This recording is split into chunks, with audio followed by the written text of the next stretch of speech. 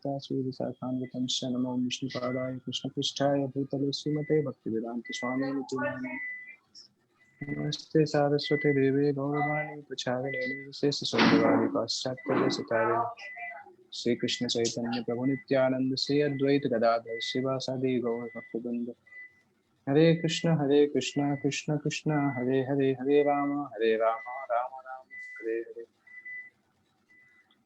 तो second chapter text 59 से start करेंगे और उसमें आता है 59 श्लोक एक्चुअली बताता है कि किस प्रकार से व्यक्ति को आध्यात्मिक जीवन में हायर टेस्ट किस प्रकार से उसको मिल सकता है। उस श्लोक में बताते हैं। श्लोक इस प्रकार से है, विषया विनिवर्तन्ते निराहारस्य देहिनः रसवर्जं रसोप्यस्य परं दृष्ट्वा निवर्तते। just a minute.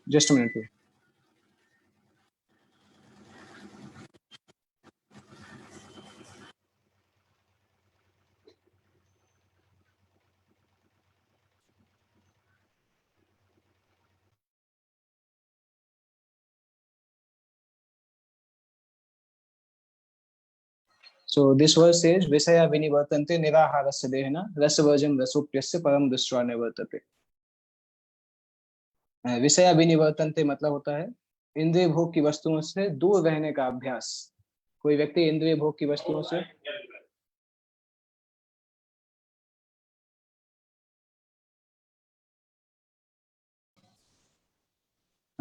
किसी भी इंद्रिय भोग की वस्तु को उसके भोगने की इच्छा या उससे दूर रहने से केवल कार्य नहीं होता है। इस श्लोक में बताया जाता है विषया विनिवर्तन्ते निराहारस्य देहिनः। देहधारी जीव इंद्रिय भोग से भले ही निवृत्त हो जाए पर उसमें इंद्रिय भोग की इच्छा बनी रहती है। ये बहुत प्रैक्टिकल चीज है कि हो सकता है हम आर्टिफिशियली अपने आप को बोले कि नहीं मुझे ये नहीं करना है। जैसे कई बार नए नए जब हम कृष्ण भक्ति में आते हैं तो उस समय हम क्या करते हैं, कृष्ण भक्ति में जब हम एकदम नए रहते हैं हमें बहुत सारे रूल पता चलते हैं कि चाय नहीं पीना है, फिर कॉफी नहीं पीना है। तो उस केस में फिर कई बार हम जब लोगों के साथ रहते हैं, भक्तों के साथ रहते हैं, तब तो हम पालन करते हैं क्योंकि पालन करना पड़ता है। परंतु जब अकेले रहते हैं फिर हम सोचते हैं अभी कोई देखने वाला नहीं। प्रभुपाद जी के समय भी ऐसा होता था। प्रभुपाद जी ने जब उनके नए शिष्य थे, पहली बार दीक्षा दिया था, तो प्रभुपाद जी क्या करते थे, गुरु पूजा के बाद वो लोग निकल जाते थे मंदिर से और प्रभुपाद जी को पता था कहाँ जा रहे हैं। तो प्रभुपाद जी पीछे देखने के लिए जाते थे। तो वो कोई कहीं रेस्टोरेंट में बैठ कहीं छुप के चाय पी रहा है, प्रभुपाद जी देखने आते थे तो जो प्रभुपाद को देख लेते थे वो छुप जाते थे, दीवार के नीचे छुप जाते थे या टेबल के नीचे छुप जाते थे कि स्वामी जी हमें देख लेंगे। और उस समय उन लोगों की आदत नहीं थी सारे नियम पालन करने की। तो इसी तरह से होता है, इंद्रिय भोग से हो सकता है व्यक्ति फिजिकली इंद्रिय भोग नहीं करे परंतु भोग करने की इच्छा तो उसकी बनी रहती है। वो इच्छा केवल तभी जाती है जब उससे भी ऊंचे रस का उसको अनुभव होता है। एक बार एक व्यक्ति थे प्रभुपाद जी के, तो मुंबई में रहते थे वो, तो उनको चॉकलेट बहुत अच्छी लगती थी। तो वो क्या करते थे, उनको कुछ सामान खरीदने के लिए पैसा मिलता था तो उसमें से कुछ पैसे बचा के वो चॉकलेट खरीद के अपने पास रखते थे और खाते थे। मंदिर में भक्ति कर रहे थे, सेवा भी कर रहे थे। तो एक दिन क्या हुआ, वो सोचते थे किसी को पता नहीं और इस तरह से चल रहा था उनका।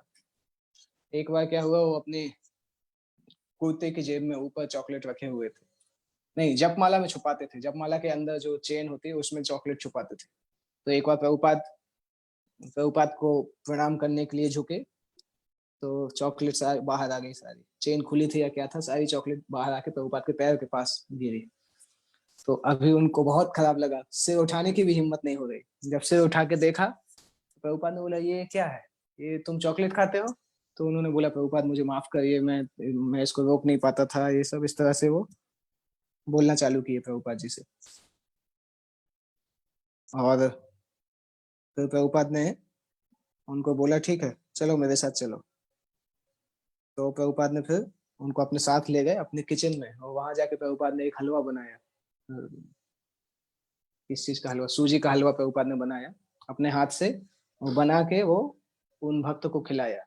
वो भक्त बोलते हैं उस दिन का बात, वो दिन का बात था, और आज का बात है, आज तक उसके बाद मैंने कभी चॉकलेट की इच्छा हुई नहीं। तो वो बताते हैं कि एक तो प्रभुपाद के हाथ से बना था, और दूसरा इतना अच्छा टेस्ट था, ऐसा लगता था जैसे वो हलवा गोलोक वृंदावन से कोई लेके आया हो। तो वो हलवा खाने के बाद प्रभुपाद ने बोला अब जब भी तुम्हें चॉकलेट खाने की इच्छा हो मेरे पास आ जाना, मैं तुम्हें हलवा बना के खिलाऊंगा, पर चॉकलेट मत खाना। तो इस तरह से वो भक्त बताते हैं कि उसके बाद से आज तक कभी चॉकलेट खाने की इच्छा नहीं हुई। तो जब व्यक्ति को ऊंचा टेस्ट मिलता है तो उसके बाद उसको ऑटोमेटिकली जो लोअर टेस्ट है, नीचे का जो टेस्ट है, उस टेस्ट से रस खत्म हो जाता है। तो वो इसमें लिखा है इंद्रिय भोग की इच्छा बनी रहती है, परंतु जब उसको उत्तम रस मिलता है तब वो भक्ति में स्थिर हो जाता है।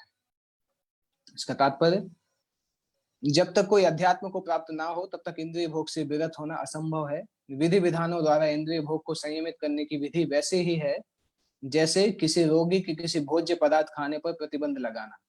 जैसे एक व्यक्ति को प्रतिबंध लगा गया था, उसको आम नहीं खाने थे, तो उसका आम का खेती था पर आम नहीं खा पाता था। एक बार इस प्रकार से हुआ कि वो व्यक्ति वो व्यक्ति के स्टोर रूम में आम की नई फसल आई, आम रखे थे और घर पे कोई नहीं था, स्टोर रूम का ताला लगा था, तो उसको आम खाने की इतनी इच्छा हुई कि ताला तोड़ के उसने आम खाया। आम खाते खाते स्टोर रूम में ही आम खाते खाते मर गया वो, क्योंकि उसको इतना ज्यादा डायबिटिक था कि वो आम नहीं खा सकता था। तो किसी रोगी को भोज्य पदार्थ खाने पर प्रतिबंध लगाते हैं, परंतु भोजन के प्रति उसकी रुचि खत्म नहीं होती है, उसको इच्छा बनी रहती है, वो तो केवल प्रतिबंध के कारण वो नहीं कर पाता है। इसी प्रकार अल्पज्ञानी व्यक्तियों के लिए इंद्रिय संयम के लिए अष्टांग योग जैसी विधि की संस्तुति की जाती है, जिसमें यम नियम आसन प्राणायाम प्रत्याहार धारणा ध्यान आदि सम्मिलित है। किंतु जिसने कृष्ण भावनामृत के पथ पर प्रगति कर ली है, इसका नेक्स्ट पेज करेंगे। जिसने कृष्ण भावनामृत के पथ पर आगे प्रगति की है वो स्वतः पर भगवान कृष्ण के सौंदर्य का रसास्वादन कर लिया है, उसे जड़ पौधे भौतिक वस्तुओं में कोई रुचि नहीं रह जाती। तो जिसने भगवान कृष्ण के सौंदर्य का रसास्वादन किया है, भगवान कृष्ण का दर्शन किया है सौंदर्य का, उसको जड़ पदार्थों में, जड़ भौतिक वस्तुओं में उसकी कोई रुचि नहीं रहती है। इसलिए आध्यात्मिक जीवन में ये सारे प्रतिबंध अल्प ज्ञानी नवदीक्षितों के लिए है। जो नए भक्त हैं उनके लिए प्रतिबंध होते हैं। एक बार व्यक्ति को हायर टेस्ट मिल जाता है तो फिर वो इन सब लोअर टेस्ट में नहीं पड़ता है। ऐसे प्रतिबंध तब तक ठीक है जब तक कृष्ण भावनामृत में रुचि जागृत नहीं हो जाती, और जब वास्तव में रुचि जग जाती है तो मनुष्य में स्वतः ऐसी वस्तुओं के प्रति अरुचि उत्पन्न हो जाती है। एक बार अगर व्यक्ति को कृष्ण भक्ति में टेस्ट आ गया तो उसके बाद बार बार इन वस्तुओं को बताने की जरूरत नहीं आती है, वो अपने आप इंद्रिय भोग से दूर चला जाता है। इसके बाद नेक्स्ट श्लोक में भगवान बताते हैं कि कितना खतरनाक है कि इंद्रियों और या उस पर फोकस करना कितना डेंजरस है। भगवान बताते हैं यत तो ह्यपि कौन्तेय पुरुषस्य विपश्चितः इंद्रियाणि प्रमाथेने हरन्ति प्रसभं मनः। हे अर्जुन, इंद्रियां इतनी प्रबल तथा वेगवान हैं कि वे उस विवेकी पुरुष के मन को भी बलपूर्वक हर लेती हैं जो उन्हें वश में करने का प्रयत्न करता है। इंद्रियों को वश में करना प्रैक्टिकली इम्पॉसिबल है। केवल वही व्यक्ति इंद्रियों को वश में कर सकता है जिसने ऋषिकेश इंद्रियों के स्वामी की सेवा करने के बारे में फैसला किया है। बाकी इंद्रियों को वश में कोई नहीं कर सकता है, क्योंकि कोई व्यक्ति जो प्रयास करता है इंद्रियों को वश में करने का, उसको भी इंद्रियां उसको भी इंद्रियां डोमिनेट कर जाती है, और व्यक्ति इंद्रियों से जीत नहीं पाता है।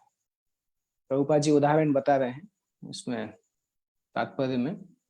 अनेक विद्वान ऋषि दार्शनिक तथा अध्यात्मवादी इंद्रियों को वश में करने का प्रयत्न करते हैं, किंतु उनमें से बड़ा भी कभी कभी विचलित मन के कारण इंद्रिय भोग का लक्ष्य बन जाता है। यहाँ तक कि विश्वामित्र जैसे महर्षि तथा पूर्ण योगी को भी मेनका के साथ विषय भोग में प्रवृत्त होना पड़ा, यद्यपि वे इंद्रिय निग्रह के लिए कठिन तपस्या तथा योग कर रहे थे। विश्व इतिहास में इसी प्रकार के अनेक दृष्टांत हैं। अतः पूर्णतया कृष्ण भावना भावित हुए बिना मन तथा इंद्रियों को वश में कर सकना अत्यंत कठिन है। मन को कृष्ण में लगाए बिना मनुष्य ऐसे भौतिक कार्यों को बंद नहीं कर सकता। परम साधु तथा भक्त यमुनाचार्य ने एक व्यवहारिक उदाहरण प्रस्तुत किया है। तो विश्वामित्र और मेनका का यहाँ पे उदाहरण दिया गया है। ऐसे और भी उदाहरण हैं जो कि इंद्रिय भोग से नहीं बच पाए, बहुत बड़े बड़े ऋषि मुनि होने के बाद भी नहीं बच पाए। ये जो यमुनाचार्य जो उदाहरण दे रहे हैं, यमुनाचार्य का जो उदाहरण है, यमुनाचार्य शिव संप्रदाय के एक बहुत प्रामाणिक, बहुत वैश्य सीनियर आचार्य हैं। तो वो इस प्रकार से बताते हैं, यवधि मम चेतः कृष्ण पदारविंदे नव नव रस धामनिरन्तिमुद्यमासीत् तदवधीवत नारी संगम स्तूयमाने भवति मुख विकार सुष्टु निष्ठीवनम च। जब से मेरा मन भगवान कृष्ण के चरणार बिंदुओं की सेवा में लग गया है, और जब से मैं नित्य नव दिव्य रस का अनुभव करता रहा हूँ, तब से स्त्री संग का विचार आते ही मेरा मन उधर से फिर जाता है, और मैं ऐसे विचार पर थू थू करता हूँ। तो किस प्रकार से पुरुष स्त्री के बीच का संबंध कितना ज्यादा स्ट्रांग है, परंतु जब हमारा मन भगवान के चरणों में लगता है, भगवान कृष्ण के चरणार बिंदुओं में जब मन लग जाता है, तो व्यक्ति उस आकर्षण को भी भूल जाता है, क्योंकि वो भगवान के प्रति आकर्षित हो जाता है। तो ये आध्यात्मिक आकर्षण भौतिक शारीरिक आकर्षण से बहुत आगे है। जब भगवान कृष्ण के विचारों में व्यक्ति डूब जाता है, तो वो इस आकर्षण को भी जीत लेता है। कृष्ण भावनामृत इतनी सुंदर वस्तु है, इतनी दिव्य सुंदर वस्तु है, कि इसके प्रभाव से भौतिक भोग स्वतः नीरस हो जाता है। यह वैसा ही है जैसे कोई भूखा मनुष्य प्रचुर मात्रा में पुष्टिदायक भोजन करके अपनी भूख मिटा ले। महाराज अम्बरीश भी परम योगी दुर्वासा मुनि पर इसीलिए विजय पा सके, क्योंकि उनका मन निरंतर कृष्ण भावनामृत में लगा रहता था। ये दूसरा दृष्टांत दिया गया है, अम्बरीश मुनि का दृष्टांत दिया है कि दुर्वासा मुनि उनको मारना चाहते थे, परंतु दुर्वासा मुनि ने जब उनके मारने के लिए अपने राक्षस को भेजा, तो वो राक्षस, भगवान का सुदर्शन चक्र आ गया, भगवान के सुदर्शन चक्र ने उस राक्षस को खत्म करके दुर्वासा मुनि के पीछे ही भागने लगा, और फिर दुर्वासा मुनि का प्राण खत्म होने वाला था। बाद में जब उन्होंने माफी मांगी अम्बरीश से, तब भगवान ने उनकी रक्षा की। तो दुर्वासा मुनि अपने आप में बहुत बड़े योगी थे, परंतु महाराज अम्बरीश जो थे वो भगवान के शुद्ध भक्त थे। तो कृष्ण भावनामृत इतनी सुंदर वस्तु है कि इसके प्रभाव से भौतिक भोग अपने आप नीरस हो जाता है। जैसे कोई व्यक्ति अगर उसको 15 आइटम की फीस्ट सामने मिल जाए, तो बहुत आसानी से वो जो रोटी सब्जी दाल चावल है उसको छोड़ सकता है। परंतु अगर उसके पास कुछ और नहीं है, तो फिर छोड़ना इम्पॉसिबल है। तो भौतिक भोग हमारे पास है, जब तक उससे ऊपर उससे ज्यादा टेस्ट की कोई वस्तु नहीं मिलेगी, तब तक भौतिक भोग नहीं छूट सकता, उसको आर्टिफिशियली छोड़ा नहीं जा सकता। इसलिए बहुत सारे योगी प्रयास करते हैं, साधु प्रयास करते हैं, असफल हो जाते हैं, क्योंकि वो आर्टिफिशियली कोशिश करते हैं कि नहीं करेंगे नहीं करेंगे, परंतु उनकी इंद्रियां उनको जीत लेती हैं। जब तक कृष्ण भक्ति का रस नहीं आएगा, भगवान के चरणों में रस नहीं आएगा, तब तक हम नहीं जीत सकते, भौतिक भोगों से नहीं जीत सकते। उसके बाद नेक्स्ट श्लोक आता है 61। तानि सर्वाणि संयम्य युक्त आसीत मत्परः वसे ही यत्सेन्द्रियाणि तस्य प्रज्ञा प्रतिष्ठिता। इस श्लोक में बता रहे हैं, तानि सर्वाणि संयम्य, उन सभी इंद्रियों को संयमित मतलब नियंत्रित करके, युक्त आसीत मत्परः, अपनी चेतना को मुझ में स्थिर करता है जो व्यक्ति, वसे ही यत्सेन्द्रियाणि, उसके जिस व्यक्ति की इंद्रियां उसके वश में होती हैं, तस्य प्रज्ञा प्रतिष्ठिता, उसकी बुद्धि स्थिर कहलाती है। ऐसे मनुष्य को स्थिर बुद्धि वाला मनुष्य बोला जाता है। तो सारी इंद्रियों को संयमित करना, पूरी तरह से वश में करना, और भगवान के ऊपर ध्यान केंद्रित करना। तानि सर्वाणि संयम में युक्त आसित मत पर, भगवान के ऊपर ध्यान केंद्रित करना। वसे ही यत्सेन्द्रियाणि तस्य प्रज्ञा प्रतिष्ठिता, उसकी स्थिर बुद्धि कहलाती है। इसमें भगवान स्थिर चेतना वाले व्यक्ति का मनोभाव बता रहे हैं, किस प्रकार से उसका मनोभाव होता है। इस श्लोक में बताया गया है कि योग सिद्धि की चरम अनुभूति कृष्ण भावनामृत ही है। जब तक कोई कृष्ण भावना भावित नहीं होता, तब तक इंद्रियों को वश में करना संभव नहीं है। जैसा कि पहले कहा जा चुका है, दुर्वासा मुनि का झगड़ा महाराज अम्बरीश से हुआ, क्योंकि वे गर्ववश महाराज अम्बरीश पर क्रुद्ध हो गए। ये एग्जाम्पल हम पहले भी डिस्कस कर चुके। और दुर्वासा मुनि जब गुस्से में आए, तो उनकी इंद्रियां कंट्रोल नहीं हो पाई। जब कोई व्यक्ति गुस्से में आता है, तो फिर वो व्यक्ति अपने इंद्रियों पर नियंत्रण खो देता है। गुस्से में व्यक्ति लॉजिक भी भूल जाता है, और सामान्य तरीके से कार्य नहीं कर पाता है। तो दुर्वासा मुनि का झगड़ा महाराज अम्बरीश से हुआ, क्योंकि वे गर्ववश महाराज अम्बरीश पर क्रुद्ध हो गए, जिससे अपने इंद्रियों को रोक नहीं पाए। दूसरी ओर यद्यपि राजा मुनि के समान योगी ना था, किंतु वह कृष्ण का भक्त था, और उसने मुनि के सारे अन्याय सह लिए, जिससे वह विजयी हुआ। राजा अपनी इंद्रियों को वश में कर सका क्योंकि उसमें निम्नलिखित गुण थे, जिसका उल्लेख श्रीमद् भागवत में हुआ है। सवै मन कृष्ण पदारविंदयो वचांसि वैकुंठ गुणानुवर्णने करौ हरे मंदिर मार्जनादिषु श्रुति चकाराच्युत सत्कथोदये मुकुंद लिंगालय दर्शने दृशौ तत् तद्भृत गात्र स्पर्शेंग संगमं घ्राणं च तत्पाद सरोज सौरभे श्रीमत्तुलस्या रसनाम तदर्पिते पादौ हरे क्षेत्र पदानुसर्पणे शिरो ऋषिकेश पदाभिवंदने कामं च दास्येन तु काम काम्यया यथोत्तम श्लोक जनाश्रया रति। इस श्लोक में बता रहे हैं किस प्रकार से महाराज अम्बरीश ने अपनी सारी की सारी इंद्रियों को भगवान की सेवा में लगाया, और इस प्रकार से भगवान की सेवा में लगा के वो भगवान की शुद्ध भक्ति को प्राप्त कर सके। इस श्लोक में ये डिस्क्राइब किया जा रहा है। तो सवै मनः कृष्ण पदारविंदयो, भगवान कृष्ण के चरण कमलों में उन्होंने अपने मन को लगाया। वाचांसी वैकुंठ गुणानुवर्णने, अपनी वाणी से उन्होंने भगवान की लीलाओं के बारे में डिस्क्राइब करना चालू किया, भगवान की लीलाओं के बारे में बताया। करौ हरे मंदिर मार्जनाद से, अपने हाथ से उन्होंने भगवान की मंदिर की साफ सफाई करना प्रारंभ किया।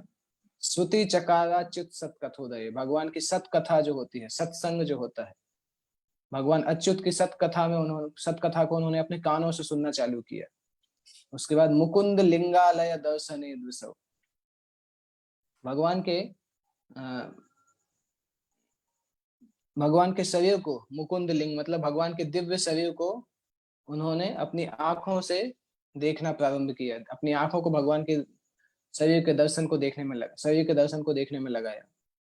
और तद्भृत्य गात्र स्पर्शेंग संभवम, भगवान के भक्तों को स्पर्श करके उन्होंने अपनी टच त्वचा जो है उसको पूरी तरह से शुद्ध किया। तो जिस इंद्रियों को भगवान की सेवा में लगाएंगे वो इंद्रिय शुद्ध हो जाएगी।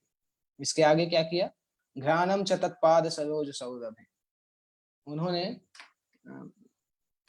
अपनी नाक से भगवान के जो चरण कमल पे जो तुलसी होती है और फूल चढ़े होते हैं उसको सूंघने में उसको लगाया। श्रीमत तुलस्या रसनाम तदर्पते, और तुलसी पत्र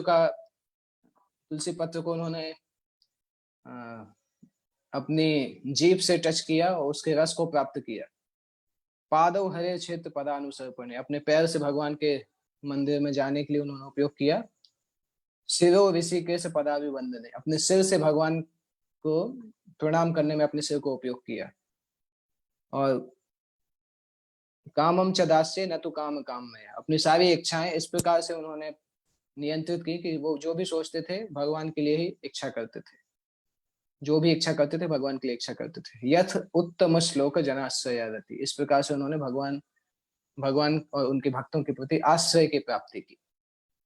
तो ये उदाहरण है, भगवान ऋषि के सारी इंद्रियों के स्वामी भगवान है, और अगर भगवान की सेवा में हम अपनी इंद्रियों को लगाते हैं तो हमारी इंद्रियां पूरी तरह से संतुष्ट हो जाती हैं और हम भी शुद्ध भक्ति को प्राप्त करते हैं। ये उदाहरण अम्बरीश महाराज का उदाहरण है। इस श्लोक में मत पर शब्द का मतलब है, मत पर का होता है मत मतलब मुझ पे, पर मतलब आश्रित। जो व्यक्ति भगवान पे आश्रित होता है उसको मत परा बोलते हैं। तो मत परा कोई कैसे बन सकता है, ये महाराज अम्बरीश ने अपने जीवन में बताया है। महाराज अम्बरीश मत परा शब्द के एक व्याख्या किया है।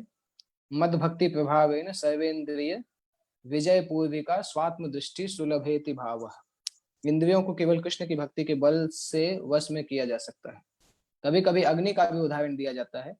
जिस प्रकार जलती हुई अग्नि कमरे के भीतर की सारी वस्तुएं जला देती है, उसी प्रकार योगी के हृदय में स्थित भगवान विष्णु सारे मलों को जला देते हैं।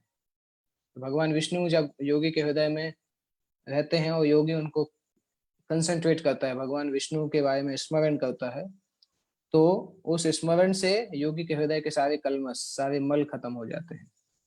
इसलिए योग सूत्र भी भगवान विष्णु का ध्यान बताता है, शून्य के ऊपर ध्यान नहीं लगाने का बोलता है। तथाकथित योगी जो विष्णु पद को छोड़कर अन्य किसी वस्तु का ध्यान धरते हैं, वे केवल मृग मरीचिकाओं की खोज में वृथा ही अपना समय गंवाते हैं। हमें कृष्ण भावना भावित होना चाहिए, भगवान के प्रति अनुरक्त होना चाहिए। असली योग का यही लक्ष्य है। तो इसके बाद नेक्स्ट श्लोक जो आता है, नेक्स्ट 2 श्लोक बताते हैं कि किस प्रकार से व्यक्ति का पतन होता है। ये अगले श्लोकों में डिस्क्राइब किया जाता है, 2 श्लोकों में। और ये 2 श्लोक इस प्रकार से हैं। ध्यायतो विषयान् पुंसः संगस्तेषुपजायते संगात् संजायते कामः कामात् क्रोधोऽभिजायते क्रोधात् भवति सम्मोहः सम्मोहात् स्मृतिविभ्रमः स्मृतिभ्रंशात् बुद्धिनाशो बुद्धिनाशात् प्रणश्यति। नहीं, उसी श्लोक पे रखिए 62। तो पहला श्लोक में आता है ध्यायतो विषयान् पुंसः। इन 2 श्लोकों में 8 स्टेप्स बताए गए हैं, किस प्रकार से व्यक्ति का पतन होता है, कैसे प्रारंभ होता है और किस प्रकार से व्यक्ति पतित हो जाता है।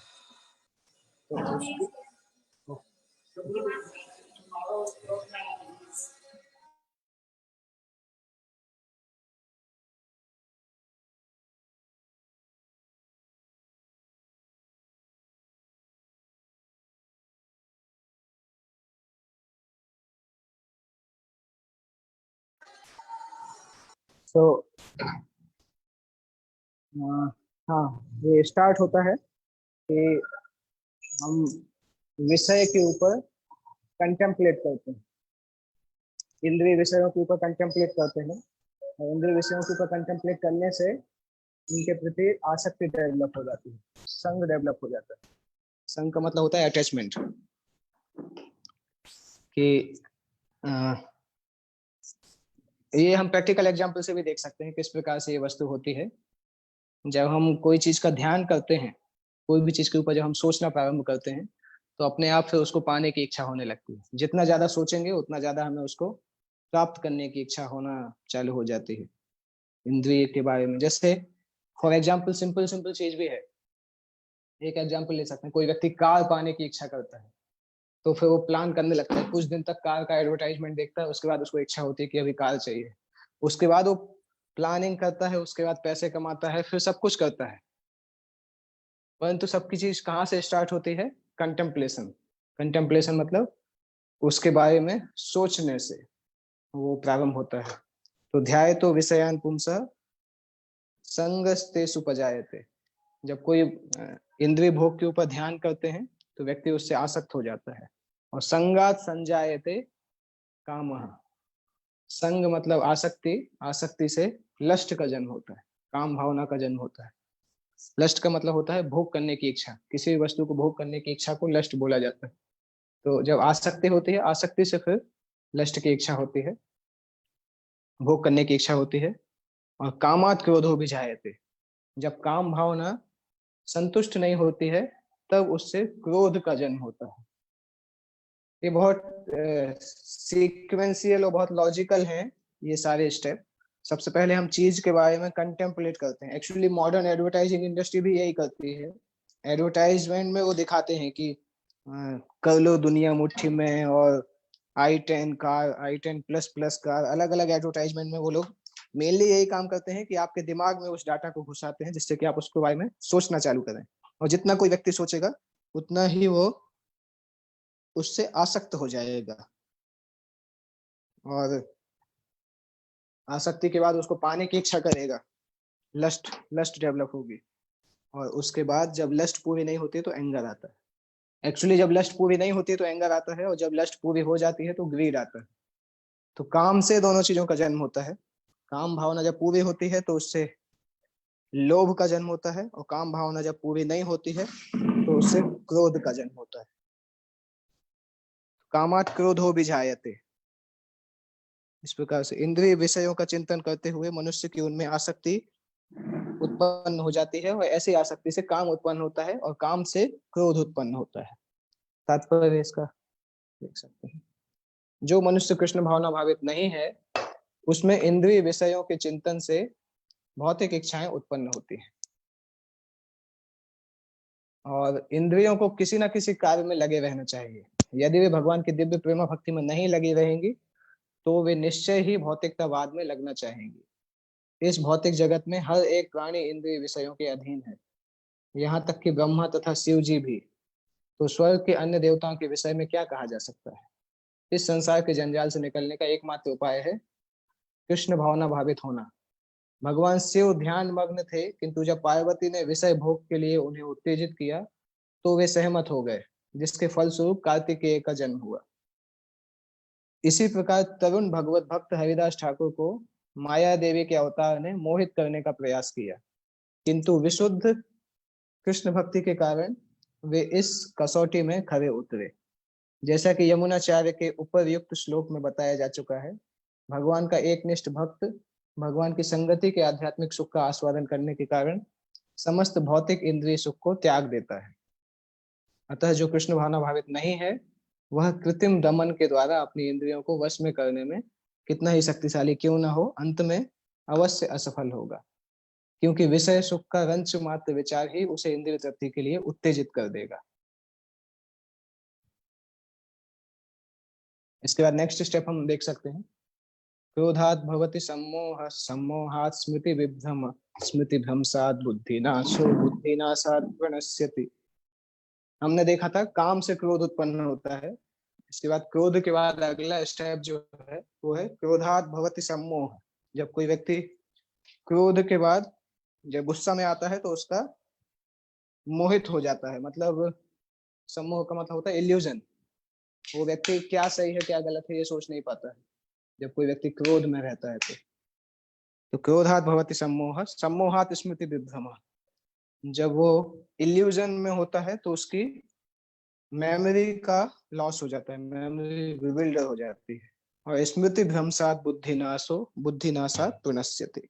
जब मेमोरी लॉस हो जाता है तो उस मेमोरी लॉस होने से उसकी बुद्धि का विनाश हो जाता है।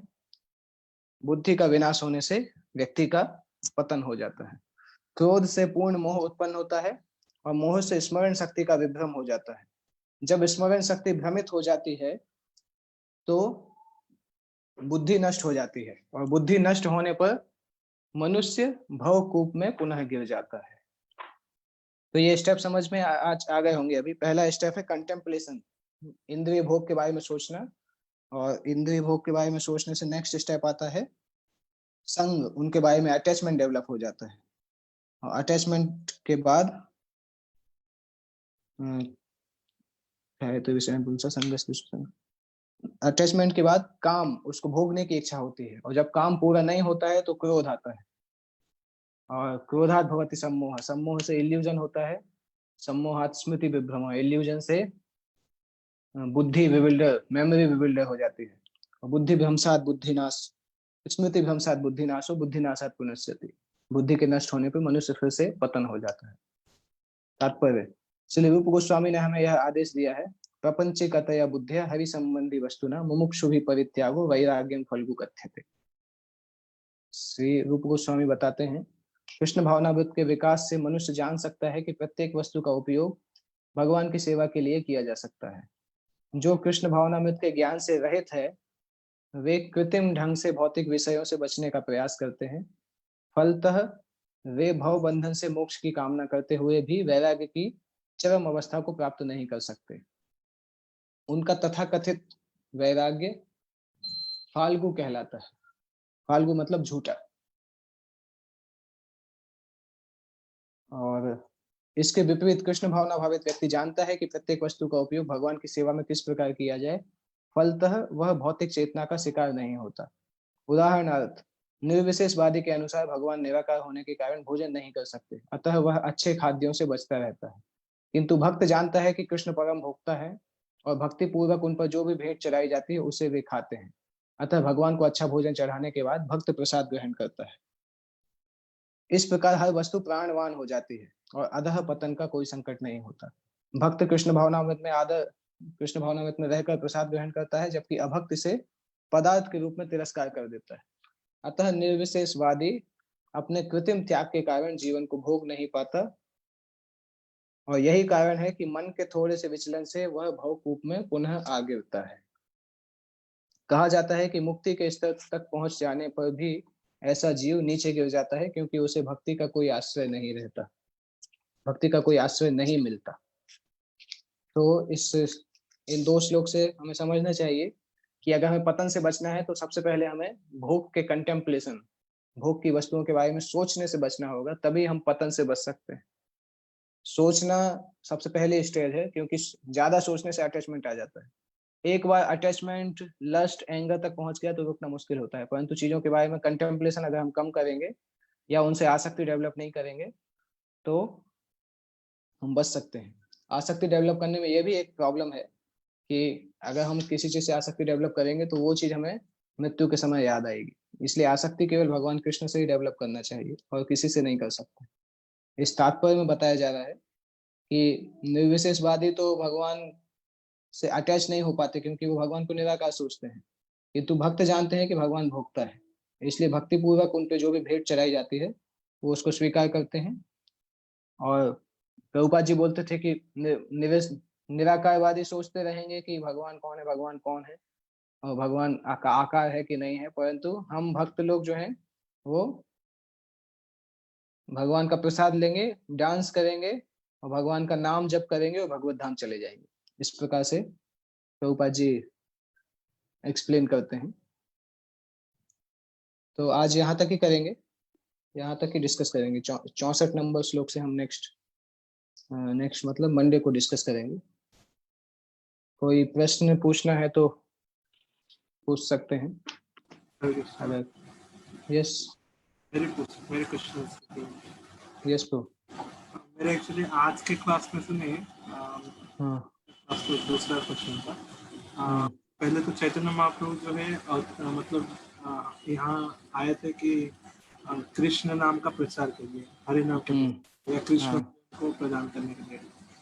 तो चैतन्य महाप्रभु के पास ऑप्शन थी कि वो जाके वृंदावन में रह सकते थे, क्योंकि चैतन्य महाप्रभु जो भी भाव दिखाए कृष्ण के प्रति प्रेम के स्वरूप में दिखाए। तो वृंदावन के थे, तो चैतन्य महाप्रभु वृंदावन रह करके अपना जीवन का अधिकांश समय उन्होंने जगन्नाथपुरी में रहना क्यों पसंद किया उस समय? उनकी माँ ने आदेश दिया था। किसने? उनकी माँ ने आदेश दिया था कि अगर आप वृंदावन जाओगे तो मैं आपको कभी देख ही नहीं पाऊंगी, कम से कम जगन्नाथपुरी में रहोगे तो मुझे आपकी सूचना मिलती रहेगी, क्योंकि जगन्नाथपुरी बंगाल से बहुत पास में है। इसलिए वो जगन्नाथपुरी में रहना प्रेफर किए थे। दूसरा एक क्वेश्चन है, लोभ और मोह में क्या डिफरेंस है? आई थिंक मैंने भूल गया किससे। लोभ का मतलब चीजों को ज्यादा से ज्यादा पाने की इच्छा, और मोह का मतलब जो चीज वास्तविकता में नहीं है, जो चीज, मोह को इंग्लिश में इल्यूजन बोलते हैं। चीजों को मन में देखना, मन में उसको भोग करने की इच्छा करना, उस प्रकार की इच्छा करना। जैसे इल्यूजन बोला जाता है कि जो चीज नहीं है वो भी इमेजिन करना। जैसे हम उदाहरण स्थल में पानी नहीं होता परंतु हम मरीचिका को देख के पानी समझते हैं, वो मोह के कारण देखते हैं। और उस कारण हम संसार में सोचते हैं कि इस संसार में रहेंगे खुश रहूंगा। ये सब मोह के कारण बोलते हैं। लोभ का मतलब ज्यादा से ज्यादा चीजों को भोग करने की इच्छा, ज्यादा से ज्यादा चीजों को पाने की इच्छा, उसको लोभ बोला जाता है। ठीक है, कोई प्रैक्टिकल एग्जांपल ब्रो इसका? प्रैक्टिकल एग्जांपल लोभ का तो आपने सुना है एग्जांपल। i10 कोई के पास आती है तो उसको, जैसे i10 मॉडल आता है नया तो सोचता है अभी वो i10 प्लस प्लस खरीदना है, तो सोचता है कि अभी मर्सिडीज खरीदना है, फिर सोचता है कि अभी तो चार्टर्ड प्लेन खरीदना है, हेलीकॉप्टर खरीदना चाहिए, उसके बाद चार्टर्ड प्लेन खरीदना चाहिए। तो लोभ कभी खत्म नहीं होता, हमेशा जो चीज हमसे हमारे पास रहती है उससे आगे की चीज हम सोचते हैं प्राप्त करने। और मोह का मतलब ये सोचना कि इस संसार में हम सुखी हो जाएंगे। जैसे लोगों को लगता है कि मेरे पास बंगला होगा तो मैं सुखी रहूंगा, पूरी अच्छी फैमिली होगी तो मैं सुखी रहूंगा, पोते रहेंगे तो सुखी रहूंगा। ये सब मोह है, मन का सुख है, वो वास्तविकता में सुख नहीं प्राप्त होता है उसमें, उसको मोह बोला जाता है। ओके, ठीक है, तो मंडे को फिर मिलते हैं। मंडे को डिस्कस करेंगे 68 नंबर श्लोक से। श्रीमद् भगवद गीता यथारूप की जय। जगत गुरु श्रील प्रभुपाद की जय।